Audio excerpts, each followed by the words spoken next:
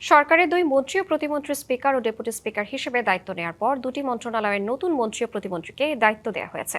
তাদের মধ্যে বৃহস্পতিবার মন্ত্রী হিসেবে শপথ নেওয়া আহমেদ আজম খান মুক্তিযুদ্ধ মন্ত্রণালয়ের দায়িত্ব পেয়েছেন, আর প্রতিমন্ত্রী মীর মোহাম্মদ হেলাল উদ্দিনকে পার্বত্য চট্টগ্রাম বিষয়ক মন্ত্রণালয়ের পাশাপাশি ভূমি মন্ত্রণালয়েও দায়িত্ব দেওয়া হয়েছে। ত্রয়োদশ সংসদের উদ্বোধনী অধিবেশনে সংসদের স্পিকার নির্বাচিত হন বিএনপির স্থায়ী কমিটির সদস্য ভোলা ৩ আসনের সংসদ সদস্য হাফিজ উদ্দিন আহমেদ। তিনি বিএনপির নতুন সরকারের মুক্তিযুদ্ধ বিষয়ক মন্ত্রীর দায়িত্ব পালন করে আসছিলেন। স্পিকার হওয়ার পর মন্ত্রী ও দলের দায়িত্ব ছেড়েছেন তিনি। আর ডেপুটি স্পিকার হিসেবে নির্বাচিত হয়েছেন নেত্রকোনা ১-এর সংসদ সদস্য কায়সার কামাল। তিনি ছিলেন ভূমি প্রতিমন্ত্রীর দায়িত্বে।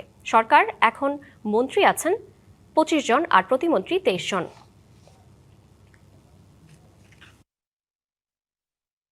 এবার নগদে পাচ্ছেন হেলিকপ্টার অফার, তাই কেনাকাটার পেমেন্ট নগদে করুন আর বুঝে নিন ২০০০ টাকারও বেশি ক্যাশব্যাক সহ হেলিকপ্টার রাইড। পেমেন্ট শুরু করুন আজই।